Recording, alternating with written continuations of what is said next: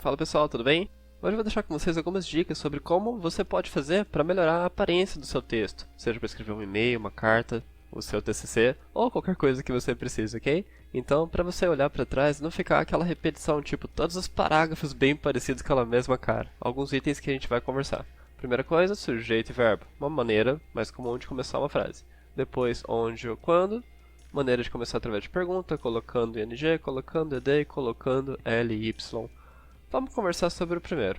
Então, a gente tem uma pessoa, um lugar ou uma coisa mais o verbo, né? Primeira coisa, então, pessoa e verbo. Eu vou ao cinema. I go to the movies, né? Maneira mais básica de começar uma frase. Sujeito, então, seguido do verbo. Um novo exemplo do mesmo caso, pessoa mais verbo. O Pedro compra batata no mercado. Pedro buys potato in the supermarket. Então, tranquilo, né? Vamos para o nosso próximo caso, onde a gente pode ter um lugar seguido de um verbo.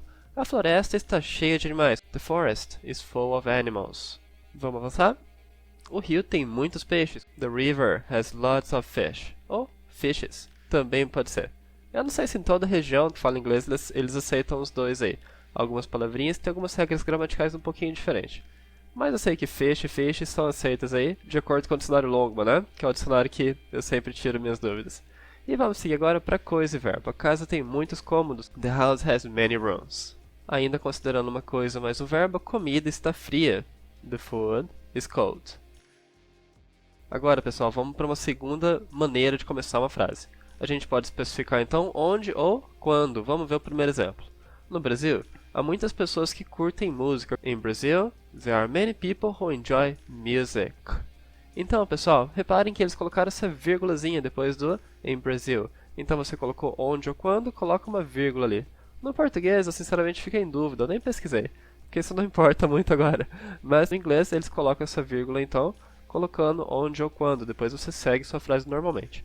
Uma segunda opção de fazer isso aqui é There are many people who enjoy music in Brazil. Desse jeitinho aqui, dessa segunda frase. Então, aqui a gente não coloca vírgula, faz tudo seguidão. Isso aqui, pessoal, tem o mesmo sentido. É só para evitar que os seus parágrafos tenham a mesma cara. Não fiquem tudo a mesma coisa. Mais um exemplo começando com onde, né? Nos Estados Unidos. Há muitos tipos de carros. In the USA, there are many different kinds of cars. Ou também a gente pode falar, there are many different kinds of cars in the USA.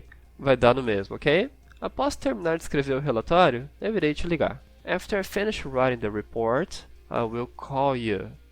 Então, aqui eu tenho quando, né? After I finish writing the report. Após eu terminar de escrever o meu relatório. Eu vou te ligar. Então eu coloquei o quando, coloquei a vírgula e concluí o meu pensamento ali. Se você quiser escrever da maneira mais comum, I will call you after I finish writing the report. Também dá. Antes do jantar, eu preciso conversar com você. Before dinner, I need to talk to you. Ou, I need to talk to you before dinner. E uma outra maneira de começar uma frase no inglês, pessoal, através de pergunta. Você vai mudar completamente a estrutura dela, né? Então, quem está aqui? Who is here? Quando nós iremos à praia? When will we go to the beach?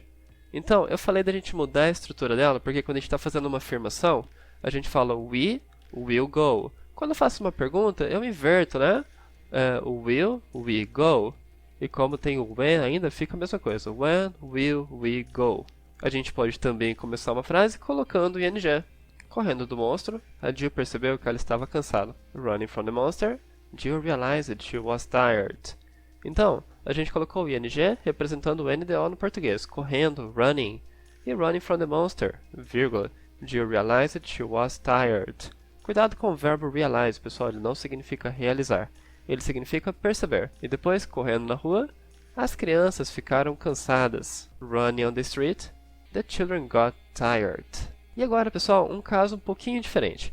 Quando a gente está falando um verbo no infinitivo no inglês, começando a frase com ele, a gente vai colocar o ing e ele não vai significar esse NDO. Então, estudar é importante. A gente vai falar assim, ó, studying is important.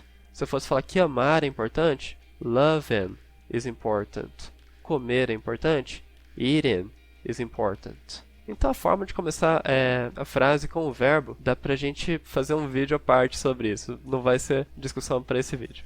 Então, o que importa é só começando com o verbo sendo infinitivo, coloca o ing nele no inglês. E depois, uma outra maneira de começar a nossa frase é colocando ed naquele sentimento, naquela coisa que você está explicando como que a pessoa está se sentindo. Vamos ver aqui então.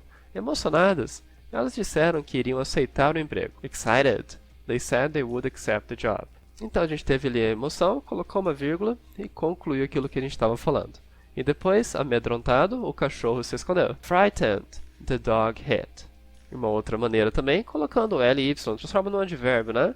Lentamente, o gato roubou a comida. Slowly, the cat stole the food. Alegremente, a mãe abraçou seu filho. Happily, the mother hugged her child. Ok, pessoal, agora eu vou trazer para vocês alguns exemplos reais no dia a dia que a gente pode ver tudo isso que eu falei, né? Não adianta nada falar que isso é usado e depois da gente não achar isso no dia a dia. Bom, nesse primeiro vídeo do presidente Barack Obama, vamos dar uma olhadinha. For the past 25 years, you have not only been my wife and mother of my children, you have been my best friend. Ele diz, For the past 25 years, you have not only been my wife and mother of my children. Pelos últimos 25 anos, ou seja, quando, vírgula. Você não apenas tem sido minha esposa e mãe dos meus filhos. E ele vai continuar o pensamento dele, né? Nesse trecho, extraído do livro Resident Evil Nemesis, do autor S.D. Perry, quero chamar a atenção de vocês para essa partezinha. Before Jill could ask what he meant, he picked up one of the rifle grenades and whistled softly. Antes que a Jill pudesse perguntar o que ele queria ou o que ele queria dizer, né? Ele pegou uma das granadas do rifle. Então a gente teve o quando aqui e uma vírgula e concluiu o raciocínio. Nesse trecho extraído do mesmo livro, a gente tem Holding the assault rifle in the crook of his right arm, he reached down and patted the extra mags he'd taken from Verbovsky. Ou Verbovsky, não sei ler o nome desse cara. Bom, de qualquer forma, segurando a rifle de assalto na dobra do seu braço direito, ele estendeu. Então aqui a gente tem uma ação com ING, né? Segurando o rifle e tal, vírgula. E aí continua o que estava sendo dito. Aproveitando esse mesmo livro, os exemplos que eu tirei daqui desse livro que eu tô lendo, tá, pessoal? Não tinha ideia de onde mais pegar. Então, unconsciously, Carl stood up a little straighter, still clutching the damn towel. Então, inconscientemente, o Carlos se levantou um pouco mais reto, né? Então aqui, uma forma de a gente começar com LY, transformando em um advérbio, descrevendo como que aquela coisa foi feita. Ele fez isso então de maneira inconsciente. E por fim, o discurso do Donald Trump. Today I'm proud to announce that I will be very soon signing an executive order requiring... Ele diz então, Today I'm proud to announce that I will be very soon signing. E aí ele continua, né? Bom, hoje, ou seja, quando, vírgula. Eu estou orgulhoso de anunciar que eu estarei, muito em breve, assinando, e aí ele continua o que ele está falando aí. Bom, pessoal, então esses foram os exemplos aí que eu consegui achar para mostrar para vocês. E também, pessoal, depois de tudo isso que a gente viu, existe esse cara da voz passiva, né? Essa forma de usar as frases. Por exemplo, eu fiz o bolo. A gente pode inverter, o bolo foi feito por mim. Só que isso aí, então, pessoal, é assunto para um novo vídeo. A gente não vai discutir isso aqui agora. Eu espero que esse vídeo tenha te ajudado a dar uma cara nova para o seu texto aí, fazer uma coisa mais bonita, mais bem estruturada, mais bem organizada, e que você consiga, assim, expressar melhor suas ideias e organizar melhor seus pensamentos. E se você quiser desenvolver seu inglês de uma maneira rápida, se você quiser aprender a falar inglês de uma maneira a se sentir confiante e conseguir se expressar através de texto, através de conversa, e entender melhor aquilo que você escuta no inglês, quiser participar de reuniões, enfim, quiser ser um cara preparado no idioma de inglês, acesse a nossa plataforma, digita aí www.jfmenglish.com, ou você pode entrar em contato também através do telefone 16 988 55 9207. É isso aí, pessoal, a gente se vê por aí, um abraço, até mais!